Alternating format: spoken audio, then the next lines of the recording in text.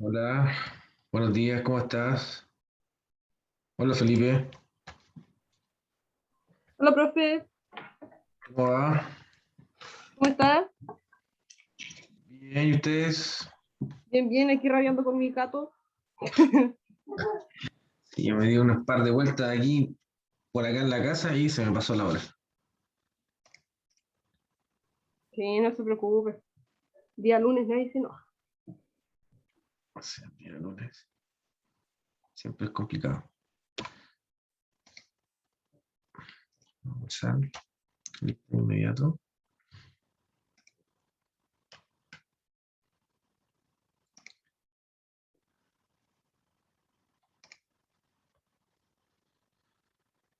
Tenemos un artista invitado. ¿Quién es Baitiare Ortiz Figueroa?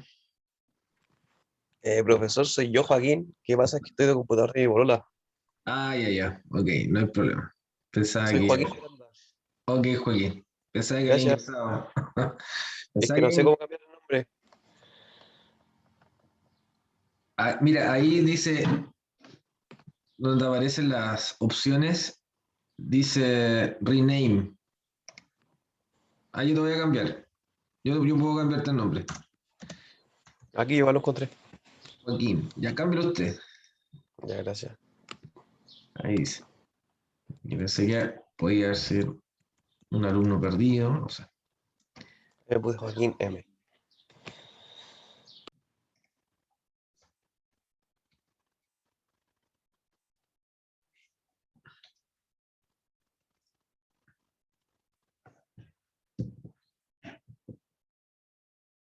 Muy bien. ¿Cómo le fue con el cuestionario virtual? ¿Lo respondieron? Hicieron el cuestionario virtual. Tenían hasta ayer a las 23:59 se cerró.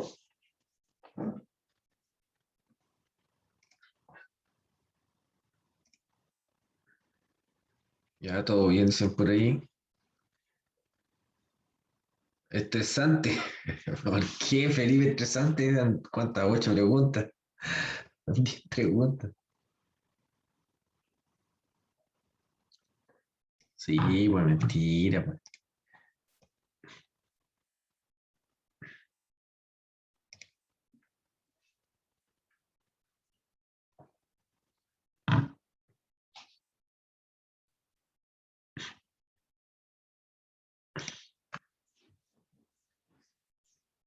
Ya, hoy día en la tarde me voy a poner al día con todas las calificaciones que les debo subir, de laboratorio, del taller, del certamen. Hay una pregunta del certamen que aparecía sin imagen, no sé si les tocó a todos, ¿ya? También tengo que revisar ese punto, o sea, esa situación. A quienes le tocó, a quienes no le tocó.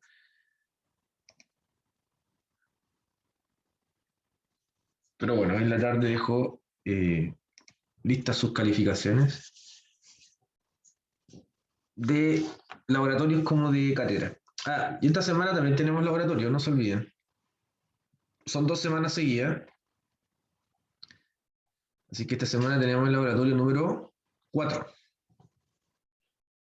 Me queda poco, el mes de octubre y... Ya se está acabando el semestre ya, profe, ¿no? Sí, Impresionante cómo pasa la vida. el mes de octubre. El mes de octubre se va y se acaba.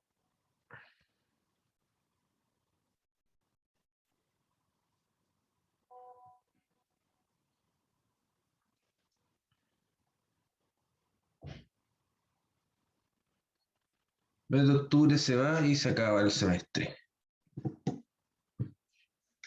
Y se cumplen oficialmente 2 años online. Sí.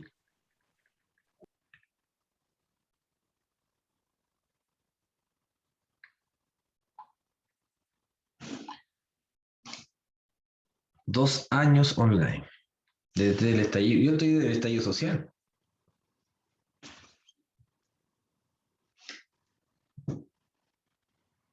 Estamos haciendo historia. Sí, espero que sigamos presencial el próximo año y no aumenten los casos, ¿no? Yo ya veo que nuevamente cuarentena. No creo. Está Bueno, difícil. no sé. No lo sé. Espero que sea como usted diga, Valentina. Todo pasa rápido. Profe, el sulfato de sodio anhidro era para captar el agua. A ver, me pilla con la pregunta así de sobresalto. ¿De qué estamos hablando, Felipe?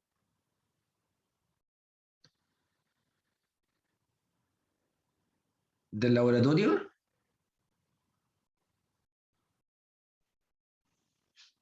Para secar, claro. Si estamos hablando del laboratorio, del último, sí.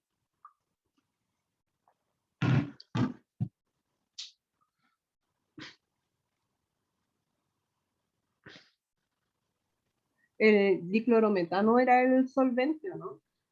El diclorometano es el solvente de extracción. Exacto.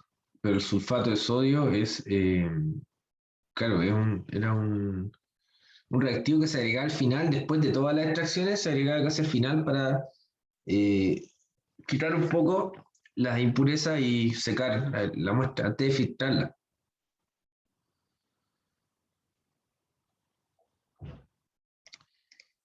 Valentina Aldunate.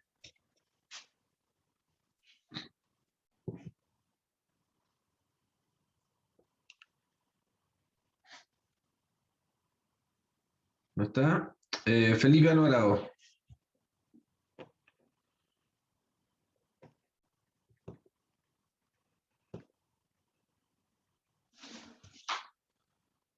Diego Aravena.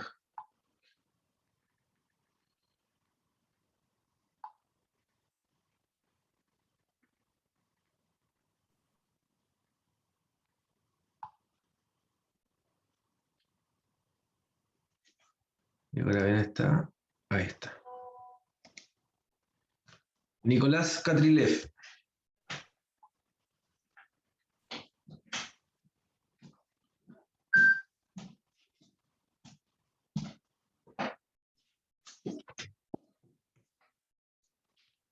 Benjamín Cifuentes.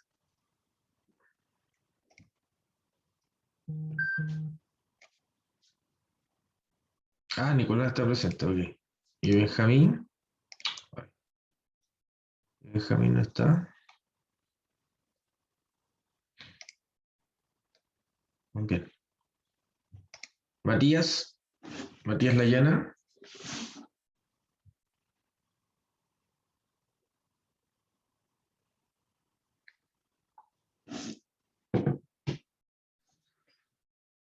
Ya no está. Romina Mena.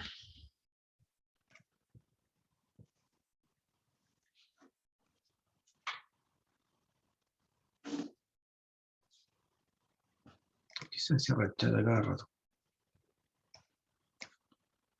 Romina no está. Joaquín. Joaquín sí está. Felipe Muñoz también. Silvia.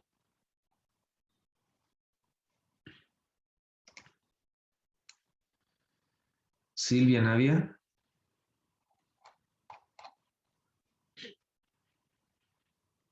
Está presente. Felipe Quiñones también. Valentina también. Y Pedro.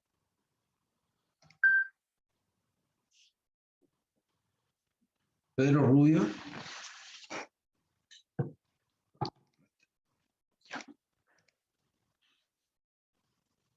La Isabela Boloni se retiró, no está en la lista.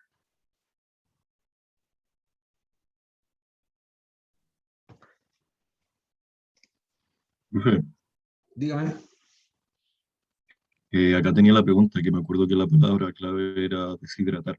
Me sale que el sulfato de sodio anhidro se utiliza para, y hay cuatro alternativas y no salía deshidratar, así que quedé como medio loco ahí. Dice capturar el agua de la solución, arrastrar la cafeína del té, y yo le puse para solidificar la cafeína del té, y la última es separar la fase acuosa. ¿Cuál era? Capturar el agua, po. Es lo mismo que deshidratar. ¿Cuál? No sé cuál es la letra que corresponde, pero capturar el agua, que es lo mismo que deshidratar. Captar el agua de la solución, entonces. Ahí. Claro, captar el agua de Ok, la solución, si perfecto. cuando tú retiras el agua estás deshidratando. Ok, ¿Ya? gracias. Si tiene alguna duda, la puedo revisar de todas formas, ¿ok?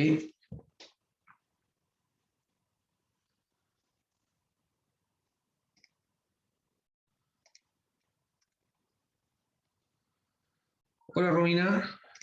Ya te dejo presente antes de que me vaya de acá. Sí, no te preocupes. Romina Mena, acá está.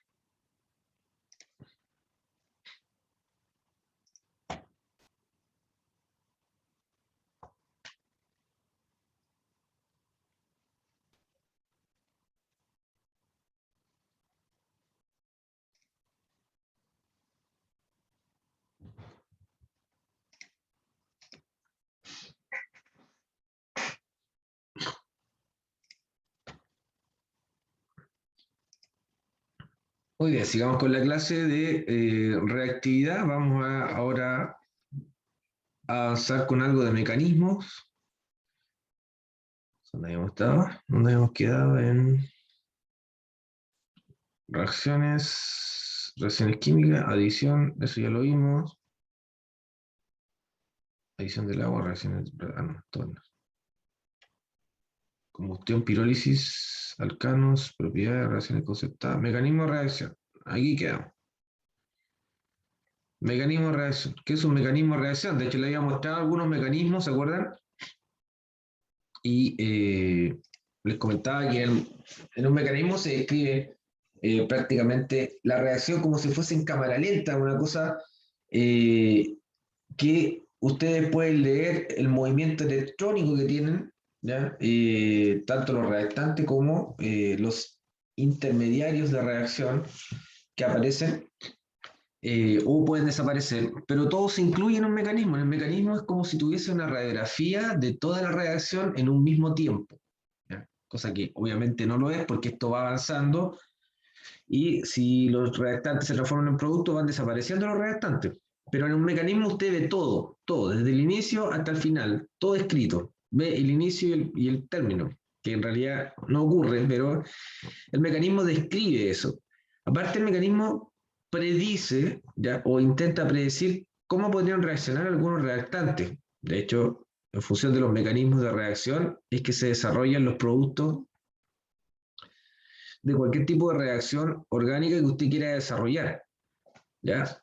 De hecho, la puede ir ajustando según el mecanismo. Ah, le agrego esto, le coloco un catalizador, ya, etcétera, etcétera, hasta llegar al producto que usted desea.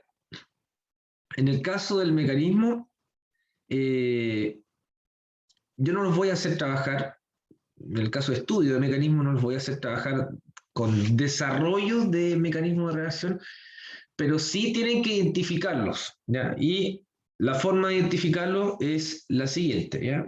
A ver, se los voy a mostrar cómo podemos identificar los tipos de mecanismos de reacción. Pues acá, obviamente, detallamos paso a paso en qué consiste el desarrollo en que los reactivos se van transformando en productos. Y ese paso a paso incluye los movimientos electrónicos, ¿de acuerdo? Por eso hay que tener como bien claro cuáles son los nucleofílicos, cuáles son reactantes que son electrofílicos, qué tipo de mecanismo se podría desarrollar, etcétera, etcétera. ¿Ya? ¿Qué debe incluir? Obviamente, el movimiento electrónico, ustedes lo van a ver simbolizado claramente cuando se produce una ruptura y formación de enlaces, porque una reacción química trata de eso, ¿ya? Muestra la ruptura de enlace que libera energía, esa energía se tiene que utilizar para la formación de nuevos enlaces. Y las relaciones especiales entre los átomos durante dichas transformaciones. Esto está relacionado a, a algunas propiedades periódicas de los elementos como la electronegatividad, ¿ya? La electronegatividad de algunos elementos puede inducir algunos movimientos, puede generar algunas situaciones especiales que siempre van a prevalecer sobre otras en función de estas características. ¿Qué cosa, Felipe? ¿Espaciales o especiales? Que en el PPT dice las relaciones espaciales y usted dijo especiales. También, ambas, Ah, ya. porque esta relación espacial se refiere a ciertos tipos, yo le estaba comentando, de situaciones que se pueden dar según las propiedades periódicas de los elementos, ¿ya? Como por ejemplo la electronegatividad, pero también hay otras situaciones que están relacionadas con esta no relación espacial lo tienen que entender como la distancia que existe entre un elemento y otro, ¿vale? Entonces, cuando hablamos de eso, de algo de espacio, nos referimos más bien a la distancia en la que se puede encontrar un elemento de otro. ¿Y cómo puede fluir, por ejemplo, esa distancia entre dos elementos que tienen la misma electronegatividad, por ejemplo? ¿Te fijas? O si hay una distancia mayor, pero uno de los elementos es más electronegativo que otro, entonces se producen algunos efectos como los efectos inductivos, como los efectos resonantes, etcétera, etcétera. ¿Te fijas? Entonces, claro, esta distancia o relación espacial produce o induce algún tipo de situación que está relacionada con estas propiedades periódicas de los elementos que no deben olvidar, por supuesto. Y generalmente en las reacciones de química orgánica se utilizan como los mismos elementos o los mismos productos, y ustedes ya deberían recordar algunos que son necesariamente utilizados para ese tipo de reacción. Ya se van a dar cuenta de lo que estoy hablando. ¿Cuáles son los mecanismos de reacción? ¿En qué consiste un mecanismo de reacción? El mecanismo de reacción describe, como les comentaba, la ruptura y formación de enlaces, pero también muestra algunas especies que son intermediarias o como fantasmas. Ya me explico. Aparecen y desaparecen tan rápido que no se describen en una reacción o es imposible de obtenerlo en una reacción química, pero son necesarios porque muestra el transcurso de esta reacción. A esas especies se conocen como mecanismos intermediarios de reacción, que se simbolizan con este corchete entre paréntesis. Hay algunos que son más estables y se pueden extraer de la reacción, o sea, los podríamos purificarlos. A eso me refiero con extraer de la solución. ¿Ya?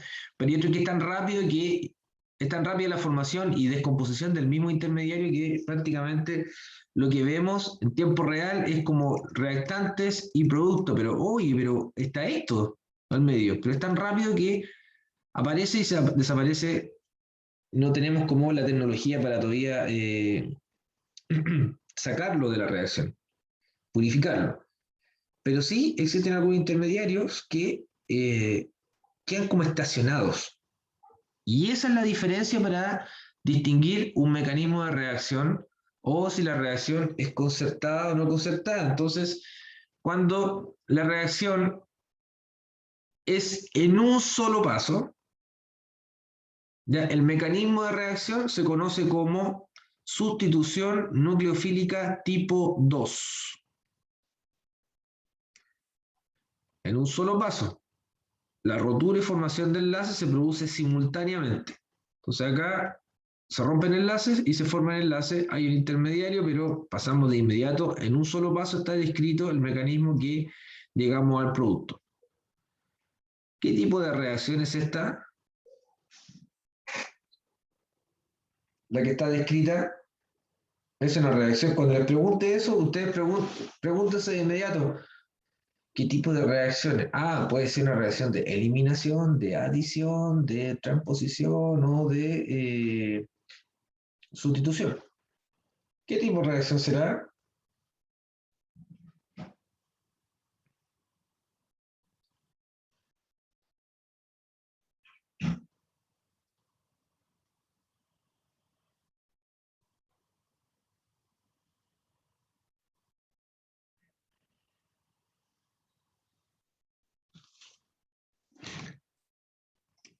Si no lo voy a hacer trabajar con mecanismo, pero sí tienen que identificar las reacciones. Felipe dice transposición. Mm, mm, mm. No, Felipe, hay algo acá que te está diciendo qué tipo de reacción es. Sustitución. ¿Qué ocurre en la sustitución, Benjamín?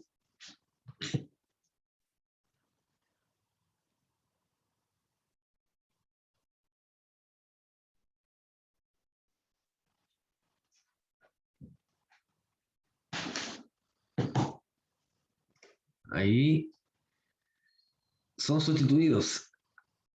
Valentina dice adición. ¿Qué ocurre en la adición, Valentina? Va bajando el enlace, profe.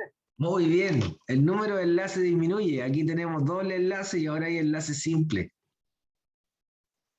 Correcto. Correcto.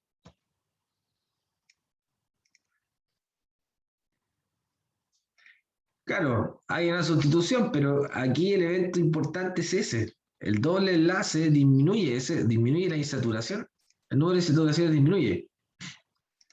¿Ya? Y la que es al revés va aumentando el número de doble enlace. Entonces, en un mecanismo de reacción, ustedes tienen que identificar la reacción y yo se los voy a preguntar, les voy a colocar un mecanismo y le voy a decir, esta zona del mecanismo de reacción, ¿qué tipo de reacción es? ¿Es una sustitución, es una adición, transposición o es una eliminación? ¿Ya? Y en función de lo que nosotros vimos acá, ustedes tienen que identificarla. Están las 4 reacciones. Se las voy a recordar.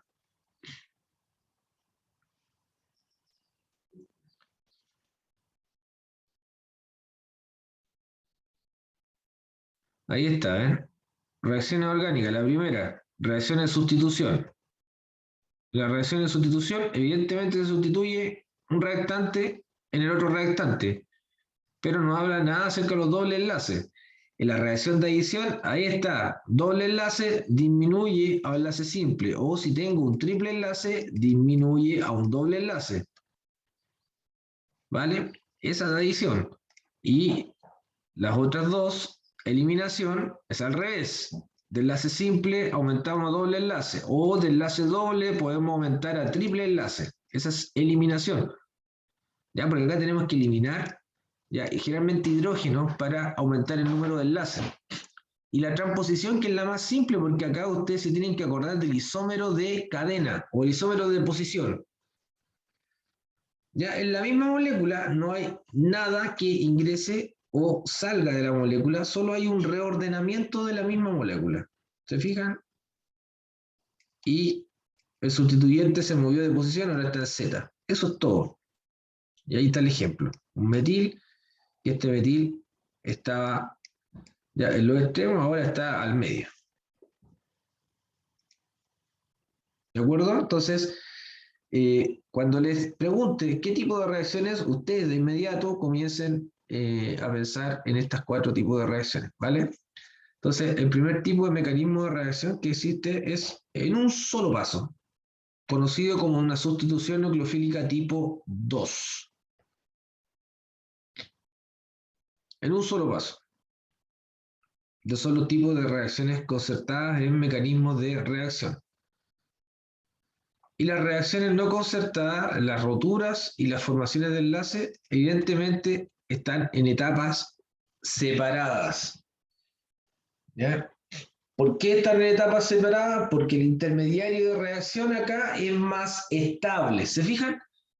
En la primera, en la reacción anterior, en el mecanismo de reacción SN2 o sustitución nucleofílica tipo 2, el intermediario es inestable, lo cual hace de que la velocidad de la reacción aumente y pase de inmediato a producto. Pero acá no, acá hay 2 etapas, o más de 2 etapas.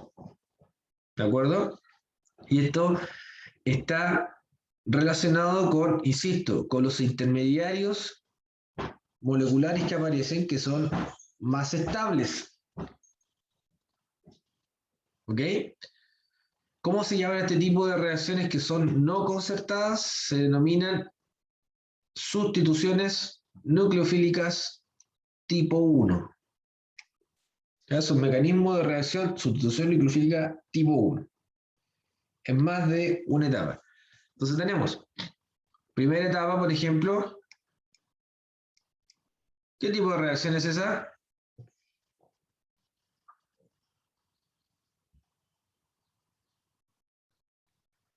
Adición de nuevo, ¿no? Muy bien, adición. ¿Y en la segunda etapa qué tipo de reacción tenemos? Ahí sí, Benjamín.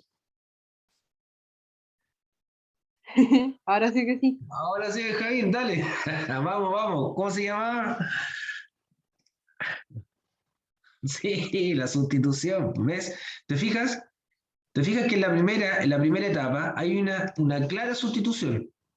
Una clara sustitución. Los carbonos disminuyen el número de enlaces. ¿Ya? Y al disminuir el número de enlaces, evidentemente se sustituye uno, pero evidentemente hay una sustitución. Perdón, una adición. Pero en la segunda etapa es clara la sustitución. ¿Vale? Entonces, por eso yo les comentaba que estas reacciones se pueden combinar en un mismo mecanismo. Estas 4 reacciones pueden aparecer solamente adiciones, ¿ya? Por ejemplo, o solo sustituciones, ya depende del tipo de mecanismo y lo que queramos conseguir. Aquí lo que se quiere conseguir es que A ingresa un carbono y B también ingresa un carbono, y eso no se puede hacer de una sola vez. ¿Se entiende? Entonces, hay que tener una etapa en donde existe una adición y la segunda etapa, la reacción es una sustitución. Y ahí completamos el producto. Pero, ¿cuál es la característica de este mecanismo? La característica es que acá tenemos un intermediario, que es este es intermediario. ¿Lo fijan? Aparecen las dos, en la etapa 1 y en la etapa 2. Ese es el intermediario, y este intermediario es estable. ¿De qué significa eso? Significa que nosotros perfectamente, si lo tenemos en una solución, lo podemos remover, lo podemos purificar, lo podemos extraer de la solución. ¿Ya? Eso es lo que define en la práctica a un mecanismo de sustitución nucleofílica tipo 1 de un mecanismo de sustitución nucleofílica tipo 2. ¿Se entiende? También lo pueden distinguir, obviamente, o identificar por el número de etapas.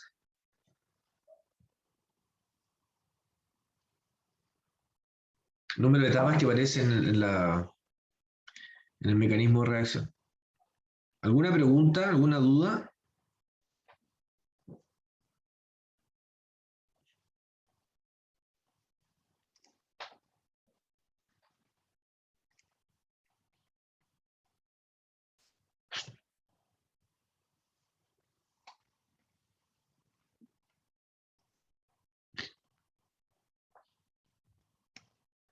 ¿Alguna pregunta, alguna duda para...?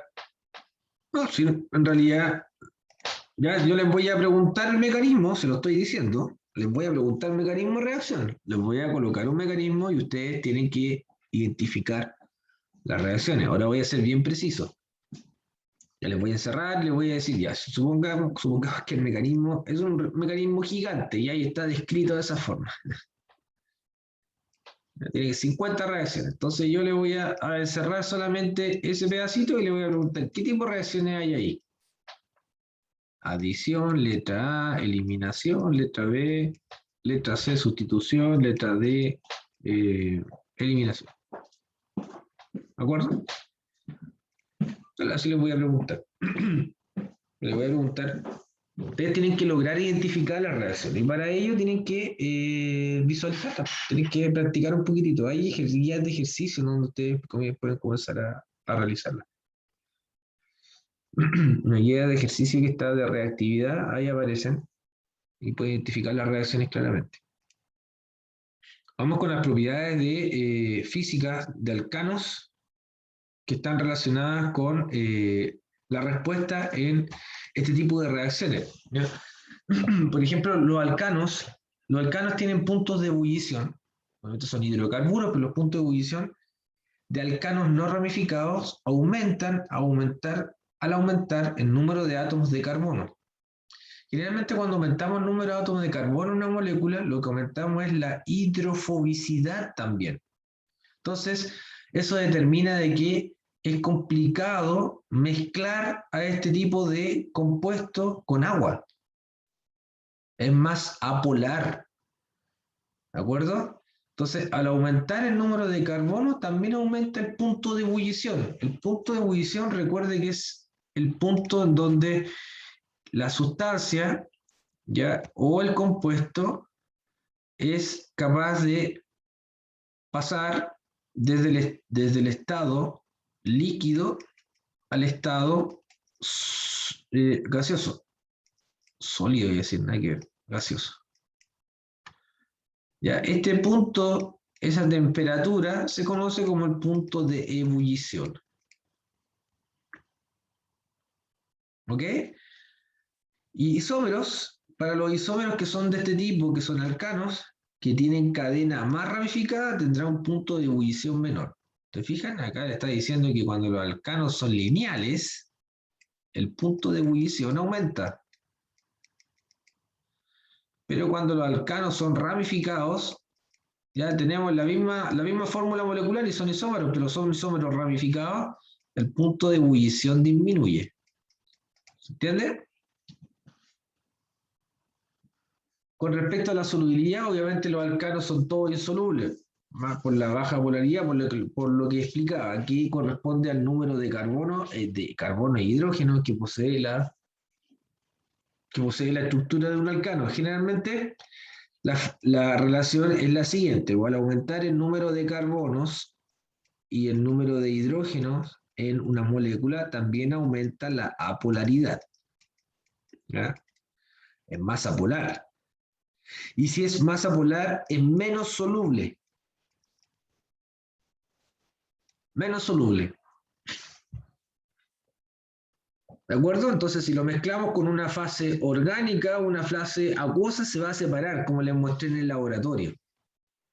¿Ya? ¿Se acuerdan del laboratorio del viernes que habían dos fases, la fase orgánica y la fase acuosa? Eso es lo que ocurre. Cuando tenemos alcanos, ya ocurre lo que vieron ustedes en el embudo, porque se separan en fase de inmediato. Y por eso es que trabajamos con solventes que tienen estas características, para que justamente separen los compuestos que nosotros queremos, que generalmente son compuestos son muy hidrofóbicos, muy apolares. ¿Ya? Entonces, los alcanos líquidos son miscibles entre sí. ¿Qué significa miscible? Miscible significa que se pueden solubilizar. O sea, yo tengo un alcano con otro alcano, si los mezclo, obviamente se van a poder solubilizar entre ellos. Me dice, son miscibles entre ellos. ¿Ya? Si no se pueden mezclar en una solución los alcanos que están líquidos, se denomina inmiscible, por si acaso. Miscible significa, es la palabra para identificar a una molécula que es miscible en solución, que se puede mezclar en solución.